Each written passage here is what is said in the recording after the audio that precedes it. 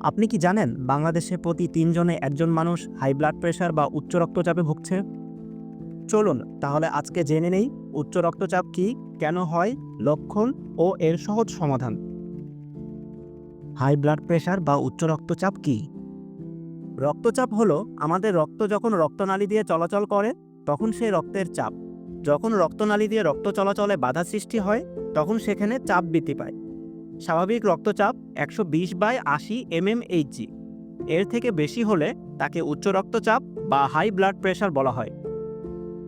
উচ্চ রক্তচাপ কেন হয়? ১. অতিরিক্ত লবণ খাওয়া। ২. স্থূলতা বা অতিরিক্ত ওজন। ৩. মানসিক চাপ বা স্ট্রেস। ৪. অতিরিক্ত তেল চর্বি জাতীয় খাবার। ৫. অপর্যাপ্ত ঘুম। ৬. অ্যালকোহল ও ধূমপান। ৭. বংশগত কারণ। উচ্চ রক্তচাপের লক্ষণ: ১. মাথা ব্যথা। ২. ক্লান্তিভাব। ৩. বুক ধড়ফড় করা। ৪. ঘাড়ের পেছনে ব্যথা। ৫. ঝাপসা দেখা। ৬. নিঃশ্বাস নিতে কষ্ট। অনেক সময় উচ্চ রক্তচাপে কোনো লক্ষণই দেখা যায় না, তাই একে নীরব ঘাতক বলা হয়। উচ্চ রক্তচাপ থেকে মুক্তির উপায়: ১. লবণ কমানো।